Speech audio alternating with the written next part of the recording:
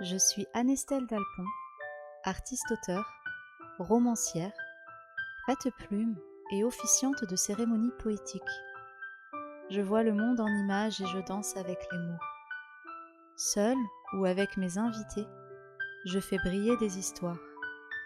Celles que l'on se raconte, celles qui nous révèlent, celles qui nous émerveillent, celles qui nous chouchoutent autant qu'elles nous chahutent. Installe-toi confortablement et écoute, tout simplement. Je suis au Lavomatique et je regarde le tambour des machines tourner à l'image de mes pensées depuis 2 jours. J'ai entendu cette phrase. On se crée les conditions qui permettent de vivre l'expérience à laquelle on croit. J'ai aussi entendu qu'est-ce qui t'arrange dans l'épreuve que tu traverses.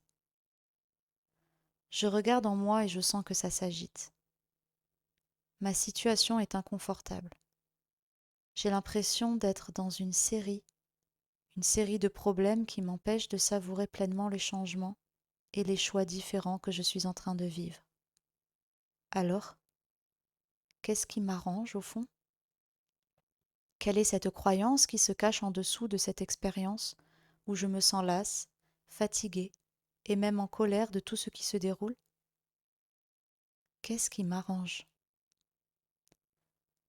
Je ferme les yeux et je me vois debout dans une étendue neutre. Quelqu'un me tire par la main droite et m'entraîne avec beaucoup de joie et d'espièglerie. Ce personnage n'est ni féminin ni masculin, c'est une sorte d'énergie qui a l'apparence grossière d'un humain, mais elle pourrait avoir bien d'autres formes. Elle est créative, sautillante, entraînante, et me tire vers la lumière d'un projecteur, vers une scène prête pour accueillir des personnes remarquables. Briller. Je le veux depuis toujours. Je veux être spéciale, remarquable et même, j'ose l'écrire, j'aimerais être admirable et inspirante. Je veux suivre cette énergie qui me guide vers la lumière, vers la scène, mais je sens qu'on me retient. Je tourne la tête et je vois quelqu'un d'autre me tirer dans l'autre sens, par la main gauche. Cette énergie est très douce et m'attire dans l'ombre rassurante, où aucun regard ne compte. Où elle essaye de m'entraîner, il y a beaucoup de sacrifices de soi, de courage, d'abnégation, de renoncement pour donner. Elle me parle d'humilité, de générosité, d'être remarquable en s'offrant aux autres. Je suis tiraillée. De nombreux souvenirs redessinent ce dilemme en moi. Il y a plus de joie à donner qu'à recevoir. Garde ton cœur plus que toute autre chose. Dieu regarde au cœur, mais l'homme regarde à ce qui frappe les yeux, aux apparences. Tous ces versets, je les connais par cœur. J'ai grandi dans l'amour de Dieu et l'envie de lui plaire.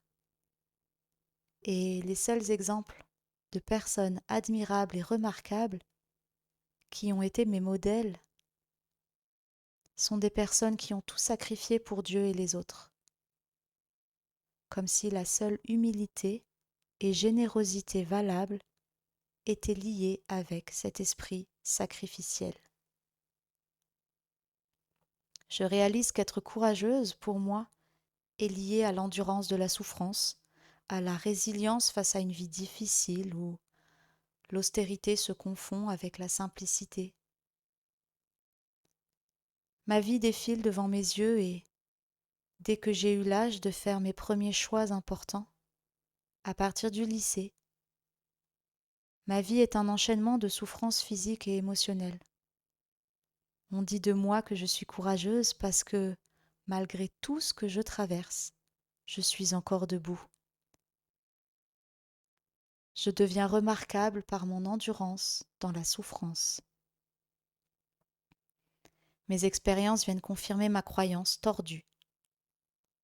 Je ne m'autorise pas à briller sur cette scène qui m'attire, à jouir pleinement de cet élan intérieur, par peur de l'orgueil, par peur d'être moins aimable par mon Père céleste, par peur de perdre mon cœur,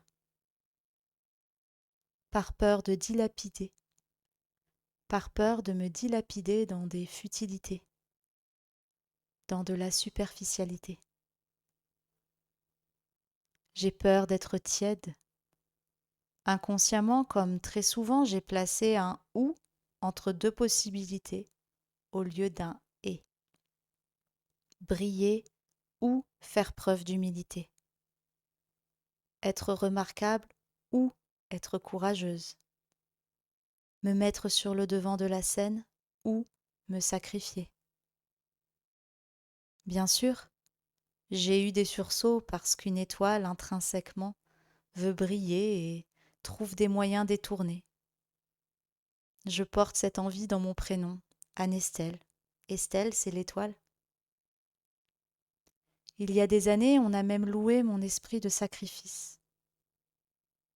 Moi, la femme si forte qui endure sans se plaindre, qui croit s'épanouir en faisant passer l'autre avant moi-même presque à chaque fois.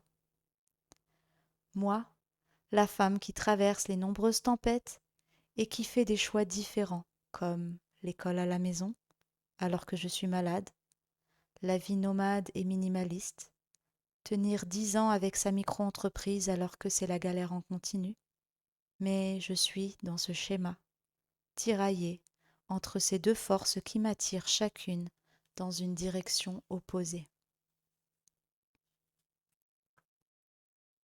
C'est à la fois un soulagement de comprendre ce qui se joue en dessous depuis tant d'années, et à la fois un constat triste, une lutte qui m'a épuisée et m'a entraînée dans des jeux malsains, une dispute silencieuse qui envoyait deux messages contradictoires et attirait des expériences qui entraient en conflit. Et maintenant, je redéfinis ce qu'est une femme courageuse. Désormais, une femme courageuse, c'est une femme qui crée et qui suit l'élan de vie qu'elle porte et qui lui montre le chemin. C'est une femme qui vit avec joie et légèreté, qui danse avec la vie. Une femme courageuse, c'est une femme qui sent la justesse entre se choisir et s'offrir. Une femme courageuse, c'est une femme qui se baigne dans l'océan immense de la jouissance, sans retenue. C'est une femme qui choisit la vie, peu importe la forme qui se présente à elle. C'est une femme qui savoure la lumière, l'embrasse et autorise les autres à briller à leur tour. Parce que la vraie liberté, ce n'est pas se limiter à l'éclat des autres, c'est gagner en intensité, en clarté, en puissance, tout ensemble. Ce n'est pas moi ou l'autre, c'est nous ensemble. Et il faut du courage pour lâcher la fausse humilité qui est en réalité nourrie par tellement de peur. Il faut du courage pour s'aimer tellement qu'on aime encore plus les autres. Une femme courageuse, désormais, c'est une femme qui aime et chérit ses rêves, ses désirs, et apporte bien plus au monde qu'une femme qui se sacrifie dans l'ombre par peur de sa propre lumière. Un autre verset de la Bible me revient. Vous êtes la lumière du monde. Une lampe n'est pas faite pour être sous le boisseau, mais posée en hauteur pour qu'on la voie. Non pour aveugler l'autre, mais pour révéler l'ombre. Je me vois serrer les mains des deux énergies qui s'opposaient à moi. Je resserre mon étreinte pour leur montrer à quel point je suis fière d'elles, combien je les aime et parce qu'ensemble, on va aller sur cette scène, sous les projecteurs. Je temporise mon envie de briller pour qu'elle ne se précipite pas, et je rassure mon envie d'être humble et d'aider les autres. Ce n'est pas parce que je m'éloigne de cet environnement sacrificiel que je deviens égoïste.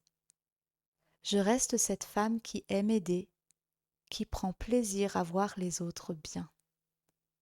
Mais je n'ai plus besoin de choisir entre les autres ou moi, je nous choisis ensemble. Ma part qui veut être remarquable, celle qui veut mettre à l'honneur les autres, et moi, on y va toutes les trois sur cette putain de scène. Il était temps.